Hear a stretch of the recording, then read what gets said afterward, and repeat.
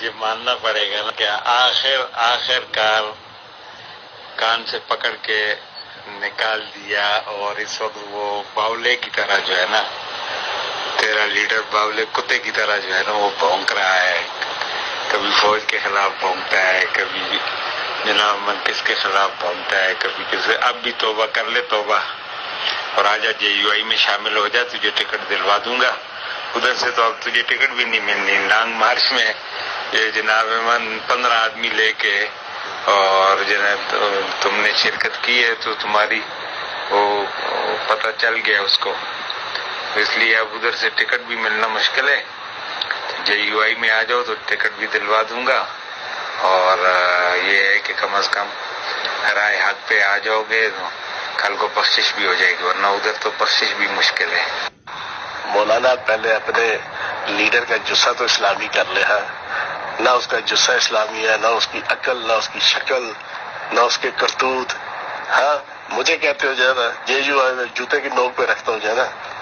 عالم سو کہتے ہیں جو اللہ اس کے رسول کو اور دین کو اپنے پیٹ پوجا کے لیے، اپنی ذات کے لیے، اپنے خاندان کے لیے استعمال کرتا ہے، وہ عالم سو ہے۔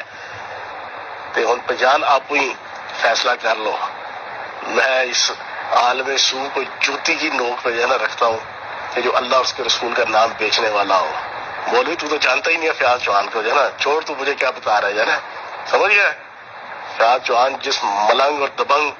خون سے جو ہے نا اور اس کے مزاج سے تعلق ہے نا، وہ یہ ٹکٹے شکٹے چھوڑو ساری باتیں۔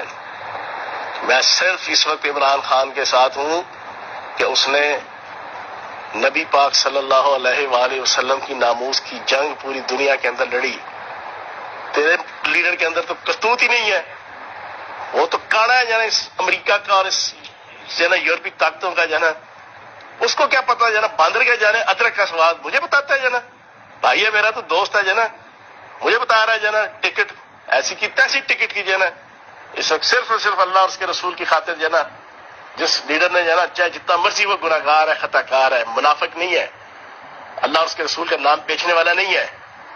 اس نے نبی پاک صلی اللہ علیہ وسلم کی ناموس کی جنگ لڑی ہے، فیاض چوہان اس کے ساتھ کھڑا ہے، سمجھ گئے؟